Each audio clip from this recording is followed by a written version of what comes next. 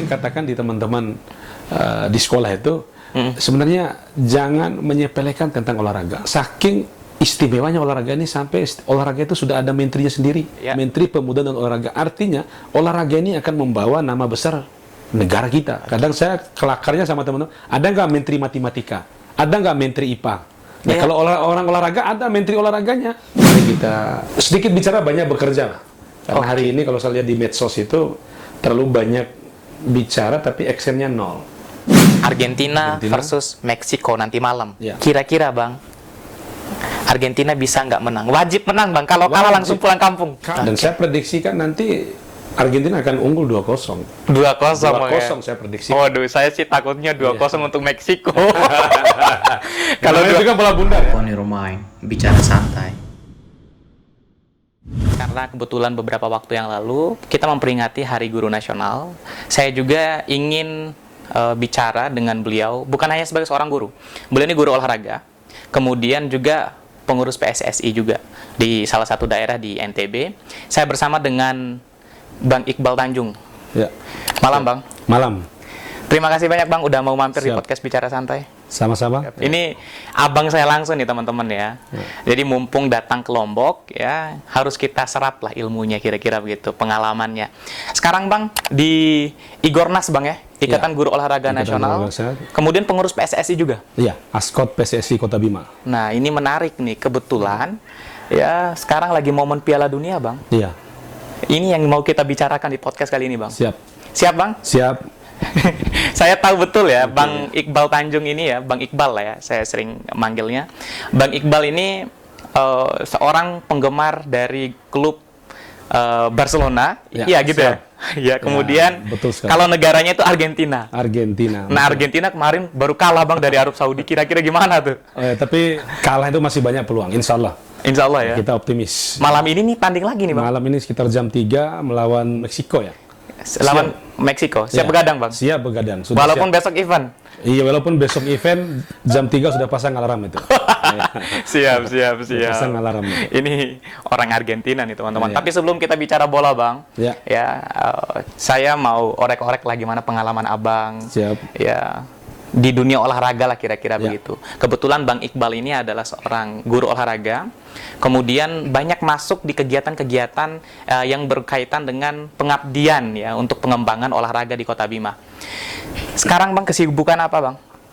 Jadi kesibukan saya saat sekarang karena memang Hari Guru Nasional kemarin dirangkaikan dengan HUT PGRI itu banyak kegiatan yang kami gelar. Antara lain futsal, kemudian volleyball, senam, kemudian pentaseni maupun inovasi belajar. Jadi di Kota Bima sedang terselenggara event yang dimana itu kalender nasional dari PGRI. Oke, artinya memang olahraga ini menjadi sesuatu hal yang menarik lah untuk terus kita bicarakan Bang. Iya, olahraga itu dapat membawa masyarakat ke sebuah prestasi yang akan menghasilkan ya cuan juga karena memang olahraga itu bisa dapat bonus. Berarti bukan hanya podcast Bicara Santai bisa dapat cuan. Iya, tidak hanya podcast Bicara Santai. Termasuk datangnya Abang ke sini itu ngikutin salah satu event DBON. Iya. Event apa itu Bang? DBON itu adalah program dari Kementerian Pemuda dan Olahraga terkait desain besar olahraga nasional. Karena memang hari ini pemerintah lewat Kemenpora sedang merancang sebuah event-event untuk menyeleksi ke tiap-tiap daerah. Jadi sehingga hari ini akan digelar sebuah desain besar untuk olahraga nasional ini. Apalagi persiapan PON, Bang. Apa ya? 2000 persiapan Porprov, PON, Iya. Pekan Olahraga Provinsi, kemudian Pekan Olahraga Nasional. Ini harus dimulai dari daerah dulu seleksinya, kemudian usia anak ini harus kita matangkan. Kayak sekarang kita persiapan dari usia SMP. Jadi usia SMP artinya persiapan jangka panjangnya sudah jelas. Bicara tentang olahraga, kita sebenarnya di Indonesia nih Bang, nggak kekurangan orang. Iya. Potensi kita luar biasa, tapi pembinaannya yang kurang Bang. Pembinaannya. Nah, Abang lihat seperti apa? Memang kalau dilihat dari sarana prasarana olahraga ini memang kurang memadai. Namun kian hari, kian berkembangnya ilmu pengetahuan dan teknologi, dan sekarang dengan berakhirnya COVID, sedang digenjot, seakan-akan kayak kita nih digenjot terus ini kompetisi, kemudian digenjot terus seleksi agar generasi-generasi hebat yang dimiliki oleh daerah-daerah, khususnya kita di NTB ini akan dipersiapkan untuk level nasional. Oke. Ya, jadi seperti itulah rancangan hari ini, desain besar olahraga nasional itu. Oke, artinya potensi-potensi bibit-bibit anak muda itu dimulai dari daerah, Bang. Iya. Dimulai dari daerah, kita tahu sendiri, lalu Muhammad Zohri itu, jadi itu anak kampung yang tinggal di gunung, di Lombok Utara sana, kita tahu sendiri. Yeah. Aktivitas lalu Muhammad Zohri itu, bayangkan pergi sekolahnya, dia pergi sekolah lari dengan kaki. Ternyata dilihat oleh seorang pelatih, nah anak ini punya potensi untuk menjadi pelari berbakat, atlet lari. Dan akhirnya dari larilah dia dapat go internasional, membawa nama negara ini dipandang takut oleh negara-negara lain. Okay. Nah, sehingga hari ini Indonesia dikatakan sebagai kiblatnya atletik. Oke. Jadi seperti itu. Nah, yang menarik nih, Bang. Ya. Ketika kita bicara tentang anak muda, bibit-bibit ya. Di daerah lah khususnya, Bang. Iya. Kembali tadi itu, pembinaan yang kurang, Bang. Iya. Di SD kita tahu fasilitas kurang banget, Bang. Apalagi misalkan kalau di Pulau Sumbawa, saya dulu SD teman-teman ya, di Pulau Sumbawa, lapangan basket aja nggak ada, Bang. Ring basket nggak ada gitu. Betul. Nah, sarana prasarana yang lain nggak ada. Jadi gimana kita bisa berharap tentang bagaimana penguatan jasmani, kemudian munculnya bibit-bibit baru untuk penguatan kualitas para atlet kita kalau modelnya seperti itu. Kira-kira pandangannya gimana, Bang? Apa yang disampaikan oleh Adinda Yusril memang betul adanya, karena memang hari ini ada beberapa cabur-cabur yang diunggulkan dan menjadi skala prioritas. Ya. Betul, kita di Pulau Sumbawa itu memang kalau cabur beregunya yang banyak orang itu ya sedikit saja yang sampai tembus go nasional. Namun kalau dilihat dari latar belakang kemudian letak geografis daerah kita ini, yang lebih menonjol itu secara cabang olahraga yang person-person, artinya individu, seperti atletik, kemudian badminton. Kami kemarin sudah melakukan bersama tim antropometri, jadi sudah melakukan pengukuran mulai dari tinggi kakinya, kemudian lengannya, semua. Nah, sehingga kami kirim ke Kemenpora bahwasanya cabang olahraga yang menjadi prioritas di NTB, khususnya di Pulau Sumbawa itu, cabang olahraga ini berdasarkan hasil identifikasi antropometri anak. Sehingga sekarang itu pemerintah sudah mendesain sebuah olahraga ini berdasarkan antropometri yang ada dalam setiap daerah anak itu. Jadi kita bisa mengetahui. Nah, kalau antropometrinya, tinggi badannya segini, kemudian tinggi lengannya segini, panjang tangannya segini. Jadi, ini anak ini kita akan dorong ke cabur yang ini. Anak ini kita dorong ke cabur renang mungkin, atletik mungkin. Jadi itulah yang sekarang lagi didesain oleh Kementerian Pemuda dan Olahraga.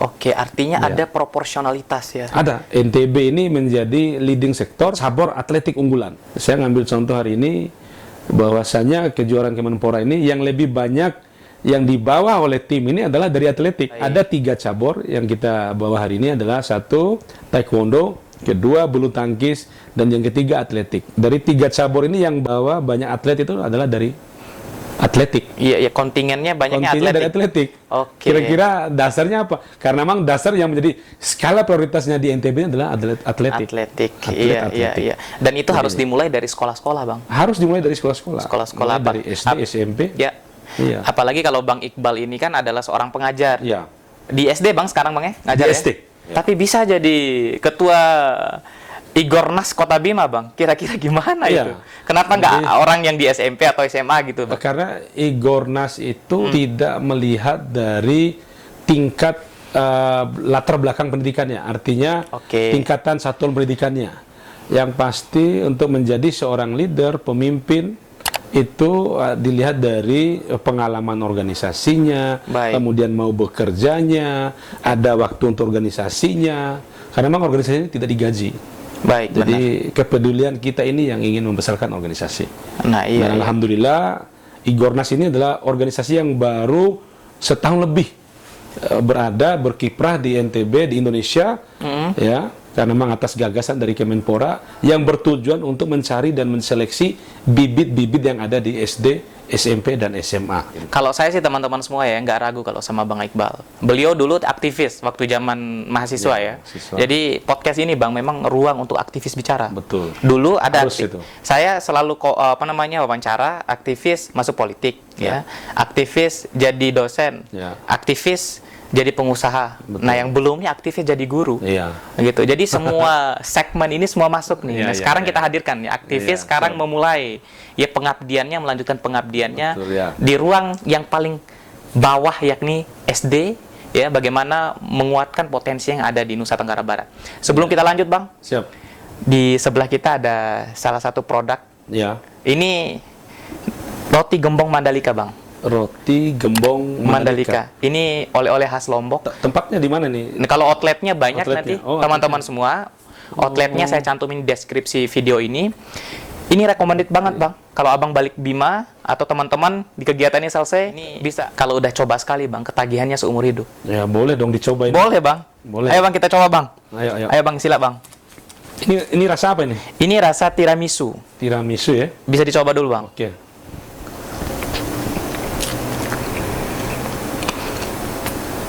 Gimana, Bang? Nah, lembut sekali ya. Lembut, Bang, ya? Rasanya terasa sekali. Iya. Rasanya ini sangat terasa di lidah nih. Iya. Jadi memang teman-teman semua kelebihan dari roti gembong Mandalika ini adalah pertama dia lumer, yang kedua dia ya lembut sekali. Iya, lembut sekali. Jadi bakalan ketagihan, Bang. Kalau udah coba roti gembong Mandalika. Bisa lagi, Bang, dilanjut coba lagi, Bang. Kalau bahasa Bimanya enak itu apa, Tanpa Bang? pengawet ya? Caru. Tanpa pengawet. Caru. Caru, Caru sekali. Berarti nggak anu ya? Nggak apa namanya? Kalau simpan di kulkas nggak apa-apa? Nggak apa-apa, Bang. Nggak apa-apa ya? Nggak apa-apa. Ya bisa kita bawa pulang oleh-oleh nantinya. Memang oleh-oleh khas Lombok, Bang. Kita lanjut Ya. makan rotinya atau lanjut diskusinya, Bang? Nah, mana terserah pembawa acara. Oh. Jadi siap saya untuk menjawab apa yang menjadi pertanyaannya. Oh, siap. Siap. Kita sambilan diskusi, sambilan Ya. roti gembong ya. Ya. Nah. Bong. Bicara tentang olahraga, Bang. Ya. Kemudian olahraga daerah maupun olahraga nasional. Ada satu persoalan yang selalu orang bilang ya, bahwa banyak potensi yang ada di daerah. Tapi Ya. setelah mereka masuk di usia-usia kritis, Ya. 17, 18, sampai 20 tahun, mereka nggak tahu diarahkan kemana. Dulunya berpotensi, tapi akhirnya dia hilang di telan zaman, Bang. Artinya tidak ada regenerasi pengelolaan manusianya yang ada Ya. di provinsi maupun di pusat untuk orang-orang terbaik daerah ini. Betul sekali, memang seperti itu dulunya. Namun hari ini dengan kemajuan perkembangan, sekali lagi saya katakan ilmu pengetahuan dan teknologi, dan kemudian modernisasi hari ini, sepak bola itu sudah menjadi tren di masyarakat saat hari ini. Saya ngambil contoh di Pulau Sumbawa maupun khususnya di NTB lah.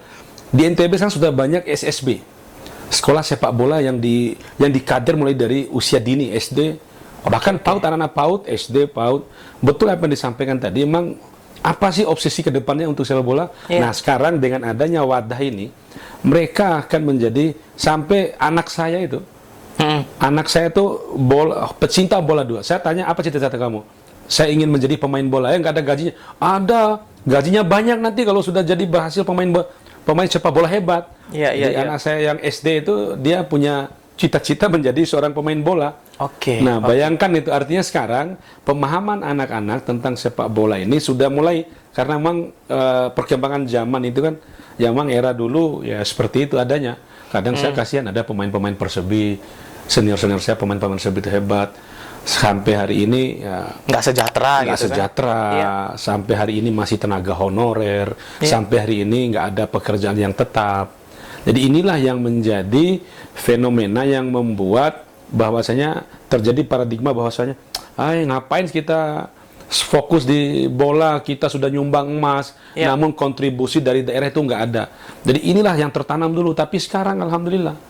Oke. Tidak hanya kita iming-iming menjadi abdi negara ataupun diangkat oleh namun sepak bola, contoh kita sekarang ada Adi Setiawan, Iya. anak gunung di Parado Di sana. Parado, ya. Tapi sekarang sudah membela, yang pertama jadi pemain timnas, pemain klub-klub besar yang gajinya luar biasa. Dulu di Persebaya, sekarang di Rans Di Nusantara. Rans. Di Rans kita tahu sendiri kan, Persebaya klub besar, Rans klub besar. Iya. Nah, dengan adanya tokoh-tokoh seperti, saya anggap ini pemain yang sudah menyumbangkan banyak, kemudian menjadi motivasi tersendiri bagi generasi kita, khususnya di NTB ini. Oke. Nah, oleh karena demikian, sepak bola yang sekarang dengan sepak yang bola sudah mulai tertanam jiwa anak-anak, ya sudah, sepak bola juga menjadi bagian dari cita-citaku. Oke. Jadi seperti itu. Ada semacam pergeseran paradigma gitu Iya, ya. pergeseran paradigma kelihatan sekali. Kelihatan hari ini. sekali ya. Iya. Kalau dulu kalau jadi atlet nggak ada gajinya. Nggak ada gajinya. Sama kayak mau jadi tentara, wah ini uang kecil uangnya. Iya. Gitu. Nah, sekarang kayak tadi barusan diberikan contoh oleh Kadispora NTB. Iya. Jadi beliau memanggil bawahannya bahwasanya dua orang ini sudah diangkat jadi pegawai negeri. Oke. Atas nama Fadlin dan siapa tadi, pelari. Nah, sampai bonusnya luar biasa. Nah, padahal mungkin mereka ini hanya sebatas ingin mengeksplorasikan bakat yang mereka miliki. Oke, atau mungkin sekedar hobi. Iya, sekedar hobi. Iya. Dan ternyata hobi ini membawa anugerah buat mereka. Iya. Seperti itu pun sekarang Menarik. sudah mulai tertanam sepak bola ini. Nah, sekarang di Lambu Cup sana, di Lambu Cup sana di Kabupaten Bima itu sedang berlangsung kompetisi. Bayangkan itu, Titus Bonai lagi udah dipanggil oleh tim dari Sape, tim dari Kabupaten Bima. Pemain-pemain nasional ya. Pemain nasional main di Tarkam. Karena Iya. apa? Karena emang menjanjikan, menggiurkan honornya untuk mereka itu. Oke, di Iya. satu sisi ada hal yang menggiurkan, tapi di sisi lain ada animo yang mulai bangkit. Animo yang mulai bangkit, Iya. semangat untuk memajukan sepak bola ini sudah mulai bangkit dari desa dan klub SSB sepak bola, sekolah sepak bola ini menjamurnya luar biasa di NTB ini khususnya. Oke. Jadi seperti itu mungkin kaitan dengan sepak bola. Oke. Jadi, Kalau di sekolah-sekolah berarti anak-anak sekolah yang berpotensial misalkan di Nah, SD nih Bang, mereka baik. diarahkan langsung nih berarti Ya. ke SSB, disaranin sama guru olahraganya. iya. Nah, sekarang kalau di sekolah-sekolah kita tahu perubahan kurikulum hari ini adalah kurikulum Merdeka Belajar. Ya. Jadi kita memberikan kebebasan sepenuhnya pada anak didik kita. Jadi kalau anak didik kita ini punya bakat pada anggap sepak bola, kita jangan paksakan saya harus mengajar bulu tangkis. Iya, Jadi kita berikan kebebasan untuk anak untuk merdeka untuk belajar ini. Ini menarik ya, kalau dulu Bang, ya semuanya dicoba aja dulu gitu kan. Iya. Akhirnya kan anaknya nggak ada yang cocok kan, nggak ada yang maksimal jadinya Nah. satu-satu. Tapi sekarang udah diarahin sekarang. Nah, sekarang kita arahkan sesuai dengan bakat dan minat anak itu sendiri. Oke. Iya, karena emang kemauan anak itu tidak bisa kita paksakan. Kita mau suruh atletik, mau suruh main bulu tangkis, sementara dia senangnya renang mungkin. Dia senangnya di sepak bola, sepak takraw dan sebagainya. Oke, berarti goalsnya DBON ini tuh ke arah itu berarti? Iya. Nah, jadi DBON ini, Desain Besar Olahraga Nasional ini sengaja terus digenjot dari daerah. Ini untuk memotivasi sebenarnya. Kemenpora ini mengadakan kegiatan ini supaya daerah-daerah ini dengan intens melaksanakan kompetisi. Jadi kalau tidak ada kompetisi, terus bakat minat anak ini di mana disalurkan? Oke. Jadi inilah pemerintah ini dengan memancing dengan sebuah event desain ini, sehingga daerah pemangku kebijakan itu, pemangku kebijakan baik dinas-dinas terkait, kepala daerah, ya bisa merancang sebuah desain juga untuk menggelar sebuah kompetisi. Iya. Jadi sehingga selaras dengan apa yang menjadi keinginan Bapak Presiden maupun Kementerian. Oke. Jadi desain besar ini dicetuskan oleh Bapak Presiden sendiri. Oke. Ya, apa sih desain besarnya olahraga? Itu pertanyaan Bapak Presiden yang terus diingat oleh kami hari ini. Oke. Setiap pembekalan olahraga itu pasti itu yang disampaikan oleh pihak Kemenpora. Sisi olahraga berarti aktivis ini melihat bahwa presiden pro terhadap olahraga, kira-kira gitu ya? Artinya sebagai seorang pemimpin, Iya. jadi dia memang harus memikirkan juga. Saya sering katakan di teman-teman di sekolah itu, sebenarnya jangan menyepelekan tentang olahraga. Baik. Ya, jangan menyepelekan tentang olahraga, karena memang kenapa? Saking istimewanya olahraga ini sampai olahraga itu sudah ada menterinya sendiri. Oke. Iya, ada Kementerian menterinya Pemuda dan sendiri. Olahraga, ya. Menteri Pemuda dan Olahraga. Artinya olahraga ini akan membawa nama besar negara kita. Oke. Kadang saya kelakarnya sama teman-teman, ada nggak menteri matematika? Ada nggak menteri IPA? Nah, Iya. kalau orang olahraga ada menteri olahraganya. Nah, mereka kan secara umum saja Menteri Pendidikan. Menteri Pendidikan. Iya, Menteri Pendidikan. Tapi kalau kami spesifikasinya adalah Menteri Olahraga. Artinya memang olahraga ini menjadi sesuatu hal yang Sesuatu paling hal penting paling gitu. penting. Ya, karena bukan hanya sehat jasmaninya, tapi nanti Iya. ada prestasi ya. Prestasi. Iya. Sekarang aja lagi bergengsi. Pildun, Piala Dunia. Kenapa harus menjadi kalender rutin 4 tahun sekali? Artinya olahraga ini menjadi di lain sisi untuk memperkenalkan negara-negara. Hanya cabang-cabang olahraga tertentu yang memiliki kompetisi yang wow dan spektakuler sampai menghasilkan cuan, pendapatan untuk sebuah negara dari negara lain yang datang berkunjung. Misalnya hari ini kita di Qatar, tentunya negara-negara peserta Pildun ini akan hadir ke Qatar dan itu akan membawa sebuah pemasukan yang luar biasa yang untuk luar negara biasa tersebut. untuk negara itu sendiri. Iya, artinya sebenarnya olahraga ini kalau dikelola dengan bagus, dia potensi memberikan kontribusi yang luar biasa lah untuk negara ya. Nah, pasti. Kita mau persempit pembicaraan, Bang. Ya. Tadi kan kita udah bicara olahraga secara garis besar, secara general kan. Kita mau bicara tentang Piala Dunia. Ya. Saya sih sepakat, Bang, kalau olahraga itu sangat berdampak untuk negara, bukan hanya personal mereka yang suka olahraga ya, tapi untuk negara ya. Betul. Kita lihat di Qatar, Bang, sekarang Piala Dunianya. Dakwah dilakukan di situ, Bang. Iya. Ya, di berbagai sudut itu Al-Qur'an itu ditunjukkan ke orang-orang Eropa, orang-orang Amerika Latin, dan bahkan katanya ada sampai ratusan orang, Bang, yang udah syahadat. Alhamdulillah ya. Alhamdulillah, itu kan sebuah hal yang luar biasa ya. Karena memang selama kita punya niat dalam arti untuk ada seperti apa yang kita disampaikan tadi, ada hal-hal yang tidak kita ketahui, mungkin akibat sepak bola akhirnya mukjizat orang yang datang, hidayah orang yang berkunjung, padahal hanya menyimpan tempat sholatnya, kemudian Al-Qur'annya di tiap-tiap pojok, sehingga itu mendapatkan hidayah tersendiri untuk penontonnya. Nah, hari ini ya memang itulah saya bisa mengatakan dari banyak sisi manfaatnya olahraga ini olahraga itu, iya. Iya. Selain daripada kesehatan, jadi ada sisi-sisi lain. Oke. Yang terus kita galakan ini, memasyarakatkan olahraga ini. Bicara tentang Piala Dunia, Bang. Ya. Sekarang Piala Dunia Qatar yang dijagokan banyak orang itu adalah Argentina. Ya. Saya tahu Abang orang Argentina. Saya Argentina asli ya. Argentina asli ya. Sebelum kita lihat final ideal, kans Argentina di Piala Dunia sekarang, Bang, gimana? Setelah kalah dari Arab Saudi, Bang, ini mengejutkan, Bang. Kekalahan Argentina itu memang murni, memang bola itu bundar, sulit kita prediksi. Nggak bisa dimatematika kan? Bisa di matematika, nggak bisa. Tapi kalau dilihat dari ball position itu jauh unggul daripada Argentina. Tapi memang Dwi Fortunanya berpihak pada Arab Saudi.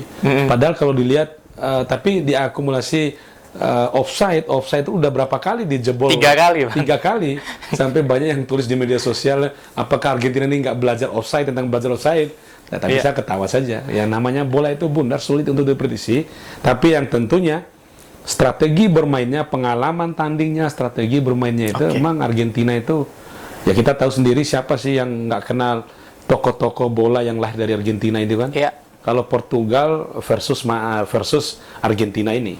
Yang juara siapa, Bang? Jadi saya tentunya tetap mengunggulkan Argentina dong. Di mana ada Messi di situ saya dukung. Kalau Messi pindah ke Portugal ya saya dukung Portugal. Kalau Messi pindah ke Indonesia, naturalisasi, saya akan dukung Indonesia. Tapi kira-kira kalau dinaturalisasi gimana, Bang? Iya, nggak mungkin kalau dinaturalisasi. Iya. Ya mungkin kalau naturalisasi. Tapi kan sekarang kan PSSI ya sedang lagi gencar-gencarnya naturalisasi. Ya, betul. Iya, itu dari pandangan Abang, orang yang membangun dan mengemas ya potensi-potensi olahraga dari bawah ini, melihat adanya naturalisasi ini berdampak bagus nggak untuk olahraga kita? Kalau mungkin dari pandangan saya ini sebenarnya kurang bagus. Karena memang terlihat sekali bahwasanya PSSI ini tidak mau bekerja keras. Artinya tidak mau bekerja keras itu mencari, Indonesia ini terdiri dari banyak pulau, banyak daerah, dari provinsi yang banyak ini, pulau-pulau. Apa iya dari banyak negara yang besar ini yang terdiri dari pulau, tidak ada pemain-pemain hebat yang harus kita buang uang banyak, kita naturalisasi, yang nanti mereka ini terkesannya nanti pemain Indonesia ini akan nampak orang-orang yang negara lain. Oke. Walaupun sudah dinaturalisasi, tapi persepsi pandangan orang itu berbeda. Sebaiknya ini harus PR untuk PSSI, Iya. ya, untuk melakukan seleksi. Iya. Seleksi, kita punya daerah banyak kok, ngapain harus dinaturalisasi? Itu menurut cara pandang Oke, saya. artinya kalau kita terus naturalisasi dan lain sebagainya itu akan memberi dampak yang buruk lah untuk perkembangan olahraga kita. Pasti. Tapi untuk sekarang nggak masalah. Tentunya, kalaupun untuk sekarang berlomba-lomba, kira-kira apa yang menjadi persiapannya? Kompetisi apa? Piala AFF, misalkan Piala Asia. Iya, kalau memang kalau keadaan mendesak untuk Piala AFF, kemudian Piala Asia, ya mungkin fine-fine saja, karena memang injury time, waktunya yang sempit, yang dekat, sehingga untuk melakukan seleksi itu waktu memang membutuhkan waktu juga. Kita kembali lagi Piala Dunia, Ya. Bang. Argentina versus Meksiko nanti malam. Ya. Dini hari ini nih, teman-teman. Dini hari, Ya, ya. bentar lagi kita mau saksikan. Jam 3 ya. Jam 3. Kira-kira, Bang, Argentina bisa nggak menang? Wajib menang, Bang. Kalau kalah Wajib. langsung pulang kampung. Kalau dia kalah, jadi Messi kan sudah jumpa pers. Pertandingan kedua ini, selaku kaptennya, harus menang ini. Pertandingan kedua. Menang pun hari ini, kemudian pertandingan berikutnya mereka kalah. Sudah, kalah mereka, pulang, angkat koper. Dua sisa pertandingan ini, mereka harus menang. Makanya mati-matian, apalagi selevel klub besar, negara yang selalu menjadi runner up ataupun yang selalu menjadi final di setiap laga, setiap Piala Dunia. Jadi mereka tuh bebannya luar biasa hari ini. Dan saya prediksikan nanti Argentina akan unggul 2-0. 2-0, 2-0 saya prediksi. Waduh, saya sih takutnya 2-0 untuk Meksiko. Kalau itu kan bola bundar ya. Iya. Paling banter itu 2-1 lah. Tapi yang 2-1 pasti menang hari ini, nanti dini hari saya prediksi menang Argentina. Yang bahaya tuh, Bang, kalau udah kalah Argentina terus konferensi persnya pakai bahasa Bima terus. Nah, ini Pernah nonton nggak? Pernah nonton, dibully habis. Itulah dibully habis sama orang barisan, saya anggap itu barisan sakit hati Messi semua. Oh gitu ya. Iya, kalau kita pecinta Messi kalah pun ya tetap kita setia, karena memang sepak bola itu sebenarnya ini yang harus diubah cara berpikirnya, mindsetnya. Iya. Jadi walaupun sepintar-pintar apapun satu orang, sepintar-pintar apapun Messi, setangguh-tangguhnya, kalau tidak ada didukung oleh pemain lain, Ya. pemain temannya, kemudian kan ada 11 orang ini. Iya. Apa iya Messi sendiri bisa sendirian? Nggak bisa. Jadi Artinya ada teamwork. teamwork. Iya, Nggak bisa kita. Makanya saya selalu mengatakan, jangan salahkan Messi. Perubahan strategi, cara bermain Messi tidak ada yang berubah sebenarnya. Dia tetap konsisten, tetap tangguh, tetap kuat. Nah, hari ini kan mereka di sisi temannya ini yang harus mengimbangi seperti apa irama mainnya Messi. Oke. Iya, jadi saya tetap jagokan Argentina. Argentina lah ya. Iya. Argentina tetap lolos lah, Bang, ya di fase Saya grup ini. yakin kan lolos. Ya, Bahkan tembus final. bahkan ya bisa dikatakan tembus final. Nah, terakhir, Bang, Ya. final ideal menurut Abang, kan tadi kan menurut publik. Ya. Final ideal menurut Abang, Argentina ketemu sama siapa? Brazil. Brazil. Ya. Waduh, sama-sama Amerika Latin. Iya, sama-sama kan. Saya prediksikan itu antara Argentina sama Brazil. Oke. Karena kalau dilihat cara bermainnya Brazil kemarin itu keren kan. Keren ya. Iya. Dan itu sepadan dengan Argentina walaupun kalah 2-1. Iya, sepadan walaupun kalah 2-1. Iya. Jadi saya lihat yang ideal itu antara Argentina dan Brazil versus Brazil. Kalau misalkan Argentina dan Brazil ketemu Ya. beneran di final, kita podcast lagi, Bang, ya? Iya, harus podcast. Harus podcast lagi, Iya, Bang, ya? harus podcast. Nah, ini final ideal ya, versi Final, Bang Iqbal. Versi saya itu Argentina versus Brazil. Argentina versus Brazil. Terakhir, Bang, harapannya untuk olahraga NTB, harapannya juga untuk anak-anak muda, generasi penerus olahraga ini, apa, Bang? Yang pertama, saya sebagai profesi guru olahraga, pertama untuk teman-teman guru olahraga, banyak mutiara di sekeliling sekolah kita, terutama di ruang lingkup terkecil dulu. Ketika ada semangat dan kemauan kita dalam memajukan olahraga dari kita dulu, kemudian kita akan berikan motivasi kepada yang lain, insya Allah akan melahirkan bibit-bibit unggul di sekolah-sekolah kita yang sederhana. Kemudian ketika ada kegiatan-kegiatan olahraga, mari kita berpartisipasi mendukung, walaupun tidak secara materi, tapi dengan tenaga dan pikiran kita ini insya Allah akan membawa sebuah perubahan untuk kemajuan olahraga itu sendiri. Oke. Dan untuk yang anak muda, kita tahu sendiri, jauhi narkoba. Jadi lebih baik kita arahkan bagaimana anak-anak muda sekarang itu lebih fokus ke olahraga. Dengan cara apa? Makanya kita yang paham dengan olahraga itu, mari kita adakan sebuah event-event kegiatan-kegiatan olahraga. Mari kita sedikit bicara, banyak bekerja. Karena hari ini kalau saya lihat di medsos itu terlalu banyak bicara tapi actionnya nol. Oke, nah ini pesan yang dalam ya. Iya. Ya, sedikit bicara dan banyak bekerja. Nah, itu kerja kalau versinya Ya, Jokowi ya. Kalau kita ini olahraga lah ya kan ya. Olahraga. Teman-teman semua, terima kasih banyak ya. Saya Yusril Iza Mahendra bersama dengan seorang aktivis. Ya. Dulu di kampus kerjaannya demo, sekarang ya mengabdi untuk masyarakat, membangun mutiara-mutiara, mengumpulkan mutiara-mutiara dari pelosok-pelosok untuk olahraga Indonesia yang semakin hebat lagi. See you. Wassalamualaikum warahmatullahi wabarakatuh. Salam olahraga gimana, Bang? Salam olahraga jaya. Oke. Iya, jawab. Salam olahraga Jaya. jaya. See you. Makasih banyak, Bang. Terima kasih.